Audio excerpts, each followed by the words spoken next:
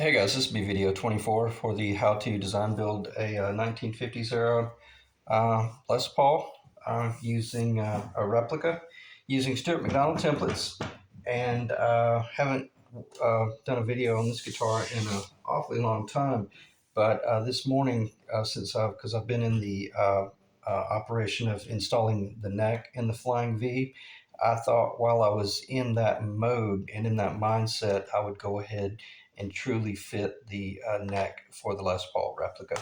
And man, is it ever precise. And I started to do a video showing the fitment and all that jazz, but I really just want to get the guitar built, yet not neglect the fact that I did this video.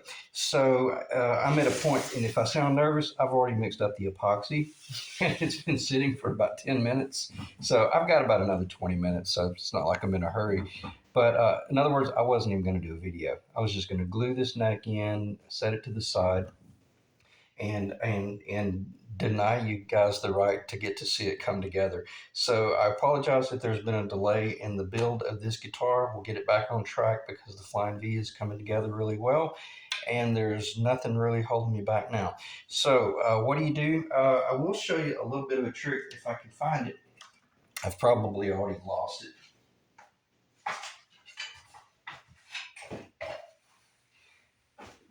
Let me pause briefly and I will come back. Yeah, it was right under my nose. Okay, this is what I would recommend to do your final fitment. This is 120 grit. I wouldn't recommend using anything more coarse than that, but you could use a 220. But I like the idea of using a 120 because it's really aggressive, and you need to if there is an issue with like a little bit of a knot, or this is a little bit off or a little bit left, a little bit right, then you want something that's aggressive enough to knock it out and not have you sitting there sanding and sanding and sanding. I've never seen anybody do this, but I take the sandpaper, fold it over the top of the square edge, and then I put tape around it. Now I have created my own file, and it's a firm back, but it still flexes if it needs to. And then I'll come down here and wrap this around if I want to. And where I'm going with this is, when you're beginning to fit this, especially this being a clear coat guitar, this has got to be fit as Robert Benedetto would fit a guitar neck to a body. This has to be fit as Gibson would fit, a neck to the body. This has got to be absolutely perfect. So, and I'm not going to come off the I'm not going to come off and say, this is not your first guitar, because if you're building something like this, you've already built a whole bunch of other guitars. But you got to get this right, because you're not painting it. It will be clear coat. And this is a guitar, whether you keep it or whether it sells, someone's always going to be looking at this guitar 10, 15, 20, 30, 50, 75 years from now. Someone will look down at that neck and they'll be motivated to do really high quality work. Or either they'll look at it and go, wow, whoever built that guitar should have spent 5 more minutes. Okay? And that's where I'm going with this. This one's perfect. And the way you can pull off perfection, get it really, really close with your initial fit work, and then just use the sandpaper here to clean it up. And I'll show it very briefly. Basically, what would happen, uh, I've got this clamped to the table. This is cantilevering off the table, so I can kind of just rest on my knees and just on my carpet. And then I put this in, and then I just pull down. So I pull through a full stroke. It's just as you would do like a dovetail. If you were cutting a dovetail, it's got to be very clean, controlled, and precise. Well, the back will rest against the body of the guitar and guarantee that you work your way to the finish line.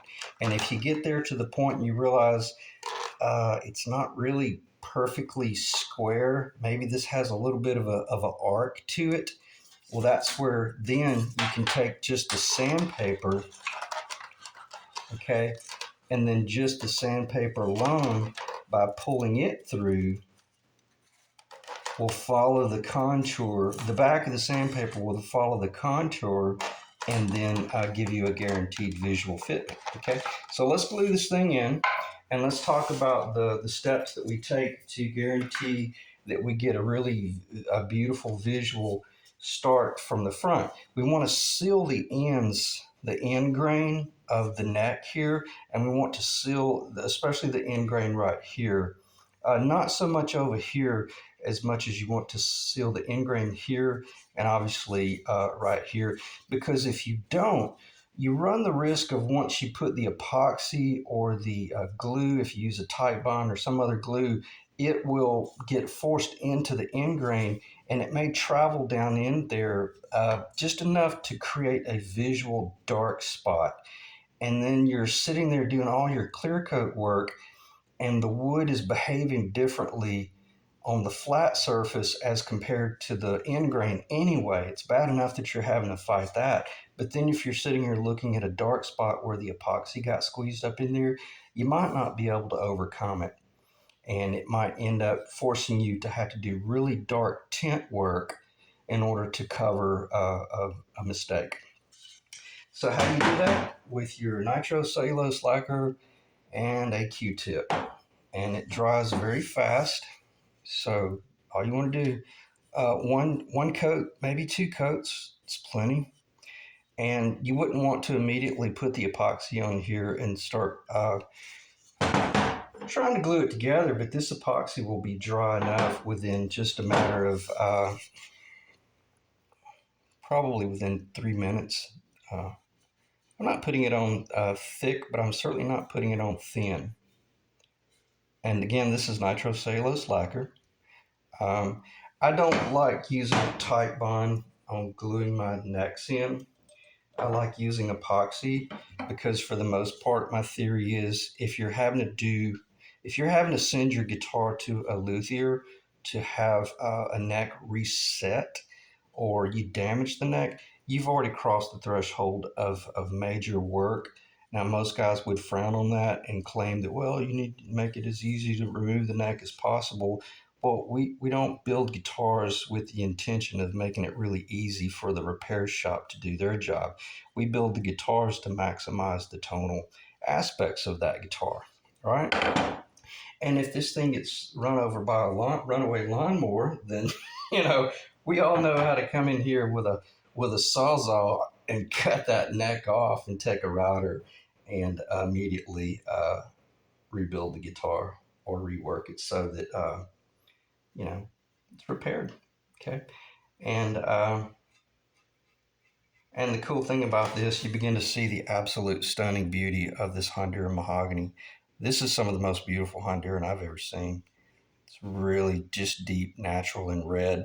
But the deeper and the darker the wood, well, let me back up. Until you're working with like a real black wood, if you're working with mahoganies, the deep reds, man, they'll get you in trouble. Okay, all right, so that's enough on that. And maybe just kind of let the Q-tip go. No sense in putting any more on here because we've sealed the end grain. We're not painting it, we're just sealing it. And then what I'm going to do is get this off the counter. So I don't check the time, make sure we're rolling. We're at 8-9 minutes. I always say I try to keep these videos short, but I guarantee it'll be 20-25 minutes. I'll find something to talk about. What are we going to use to glue it in? We've got our epoxy. Well, I'll talk about the epoxy in a little while. For the most part, this is just going to go in. It's going to have this is a little piece of plywood with some faux leather. This, in other words, I build custom cases as well. So that will be my little medallion that goes roughly right there. I'll tape it to the bottom of the guitar, and then that will protect the guitar when I put the C-clamp on it. And I like the C-clamp not because I need the strength, but I like the C-clamp because I can control it like a micrometer, almost like a dial. With the tension that I put on it. I love working with the C-clamp because once this goes together, I'm just basically going to have probably one clamp here and one clamp back there, and it's just going to be finger tight. But I will have a strap, like just a general trailer strap, that will go the full length of the guitar, and it'll go all the way up above the headstock and then come right down the fretboard, and that will guarantee that I stay pushed into the body. So my C-clamp will guarantee that I stay down. And then we don't want to trust this epoxy, because this epoxy, uh, it might start slipping or expand. Once the wood gets wet, it might start trying to swell, and it might try to push away. So if you were sitting there, well, I'm not going to start talking about hypotheticals. We just want to make certain that we keep this baby pushed up against the body of the guitar on these three sides: 1, 2, 3. Okay. And then the C clamp will guarantee that we take care of the fourth side. And then the fifth and the sixth and the seventh side, well, that'll all just kind of get taken care of, because we did such an incredible job fitting our tenon. I actually loosened it up a little bit, so I was guaranteed that it would move, so that I wouldn't get a false reading of, yeah, I feel like I'm bottoming out, when I might have just been binding. Okay, so we'll be using the straps, C-clamp, the medallion.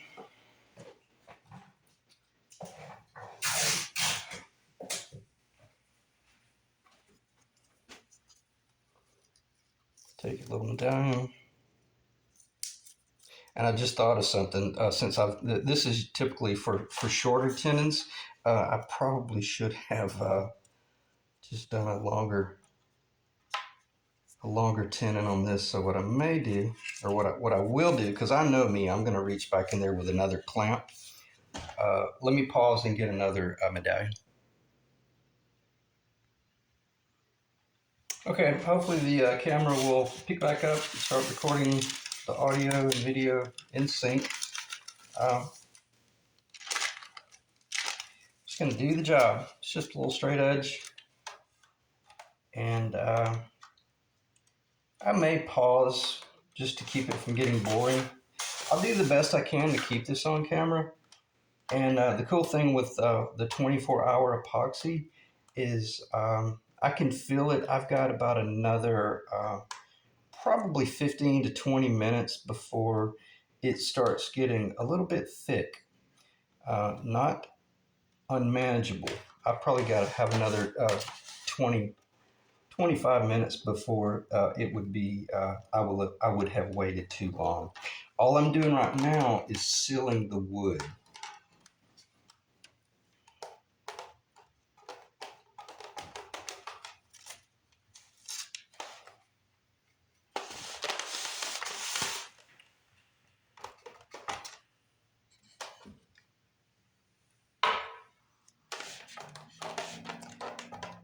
And then I'll worry about distribution in a little while.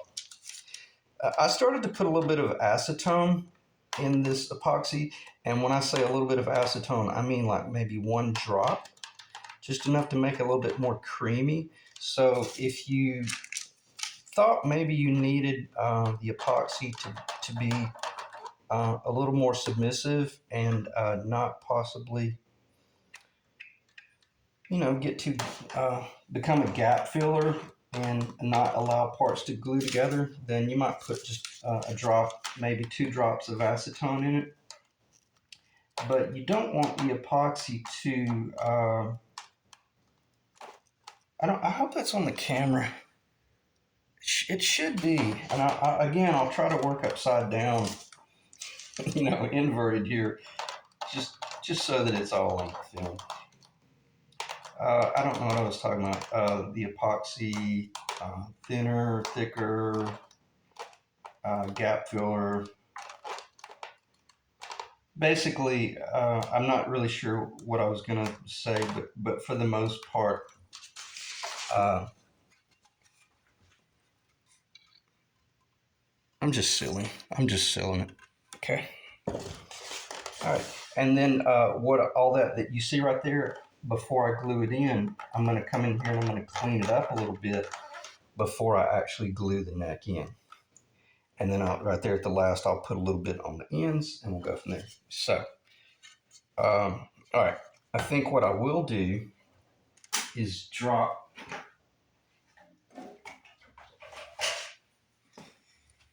just one drop or two of acetone. Well, maybe 10. I just poured that off into the floor because, again, I wasn't planning on doing a video, and I started mixing up the epoxy, and I was like, oh, jeez, man, I need to do this video. And then when I was thinking about doing the video, then I started thinking about, well, I need to set up, I need to explain this, I need to have this tool, and next thing I knew, 10 minutes had gone by. All the more reason not to use tight bind when you're building guitars on video. All right. I know you should wear gloves, but I have found that gloves have a tendency to cause me to lose the feeling of the job I'm working on, and end up being I end up being more susceptible to making a mistake. So I just wiped my hands there a little bit because I want to handle this baby. All right, let me check to see if we're on camera.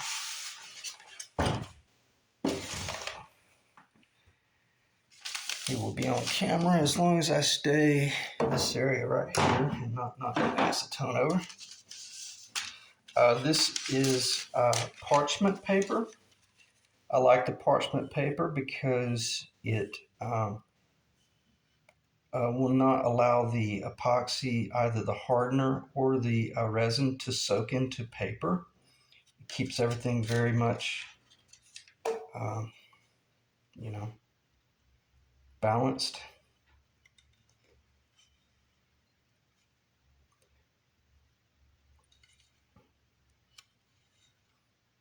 If you did a good job when you were fitting your neck, this is not designed to touch back there. This area back here, from about the 20% where it starts the radius work on either side, it should not make contact. That will guarantee that you get a really good bed. So yes, I will put epoxy back here, but for the most part, this area back here is just the channel by which the epoxy squeezes out. Okay.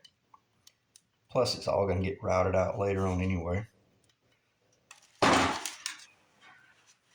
for the pickup. Let me check the time. 17 minutes. I may pause. I hate to pause because I don't trust this camera. Because I've noticed if I pause more than 2 or 3 times when I'm doing a video, typically it starts getting out of sync. So let me see if I can just finish the job as quick as I can. Although this is something that you shouldn't be rushing.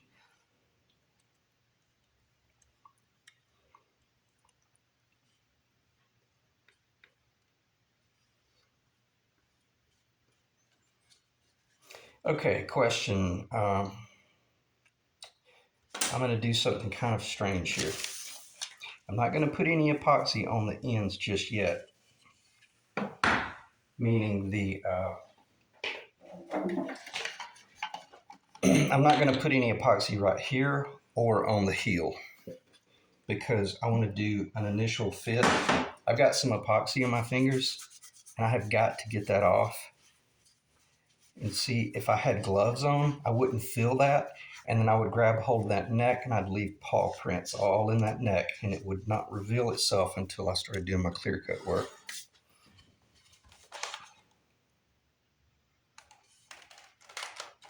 I'm going to go straight down first because I do not want epoxy on. All right, I'm going to try to keep from blowing apart here. All right, I just got some epoxy on my thumb. Getting a little bit of fitment here. The thing about the epoxy, man, it's like working with tar. Once you,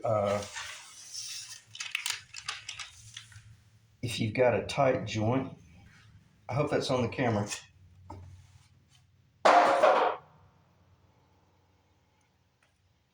Now you see why I got that tape there. Just keeps me from risking epoxy, runaway epoxy, contaminating the top. Keeps my stress level at 0. And when I say at 0, about as close to zero as you can get doing a job like this. If I were working with Titebond, I don't think there's any way I could do this on camera because it has to be worked so quickly. Okay, and then what I'm going to do now,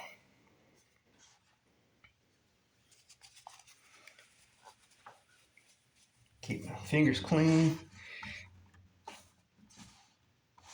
pull it out.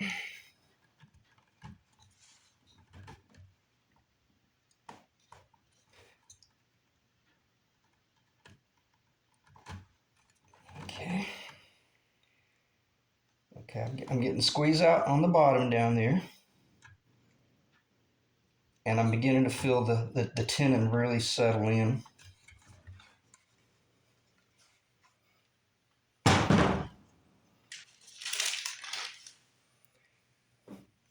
If there is epoxy down there, I want it to be controlled.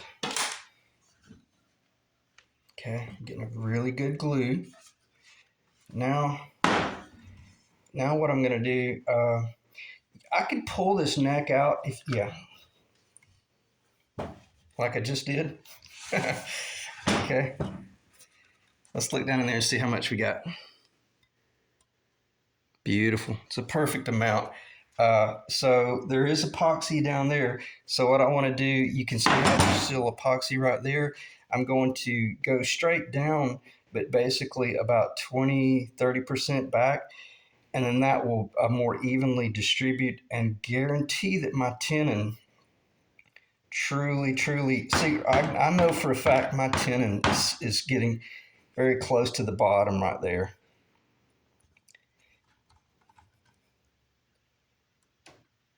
Yeah, that's beautiful. I'm going to stand it up and catch it like a front end loader and like a bulldozer and just push it back to the back. That's beautiful. I got a perfectly flat top. Let me check the time. All right, 22 minutes. I don't know if it's going to, I may pause, but doubtful because I want you guys to see the operations that I go through from here on out. In other words, I might not be able to finish this on video.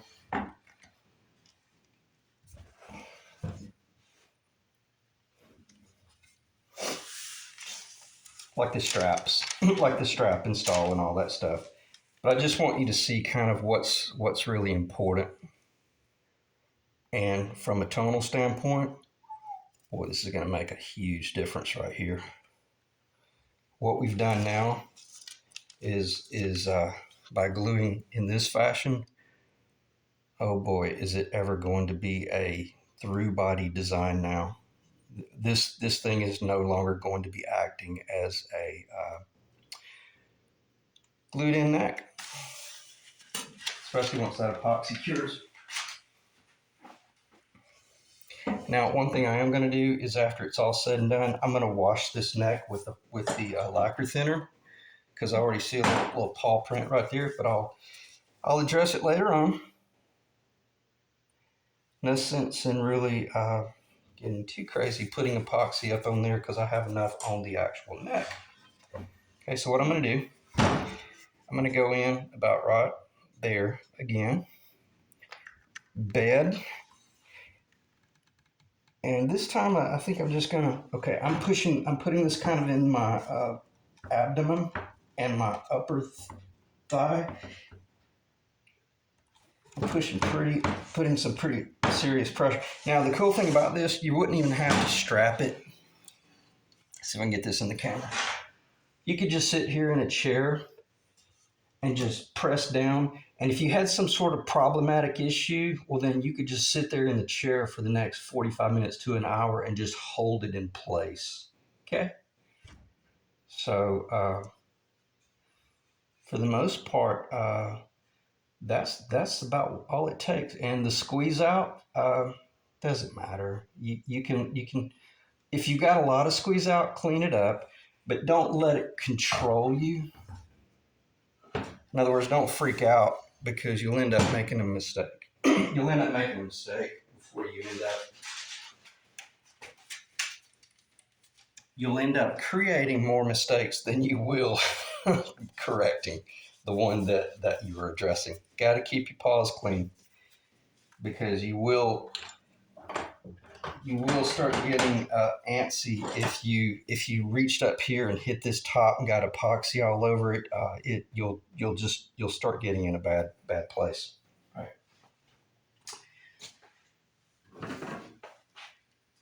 Couple of boards, about all you really need. Don't give this epoxy the benefit of the doubt. Just kind of keep a close eye on this, because this thing could fall out and just fall on the ground, tear it, and ruin your day. Now, what I'm going to do, I'm going to put a little bit of serious pressure there to start, because I want to kind of squeeze out a little bit. And then what's going to happen, here's what I'm going to do. I'm going to sit here for about 10 minutes with pressure on it. That's going to start oozing out some of the squeeze out. Then I'm going to come in about 10 minutes from now, and I'm going to put the strap on it and guarantee that it pulls together. So I'm going to end the video right there. But in the next video, if you want, I'll probably do a video about installing the neck in this Flying V. If you guys want to take a look at that turned out really well. And then when I do the video on this Flying V neck, I'll show the Les Paul. So check the time, 26 minutes. End the video there, and it's amazing how quickly 20 minutes goes by. So I'll see you guys in the next video. Thanks.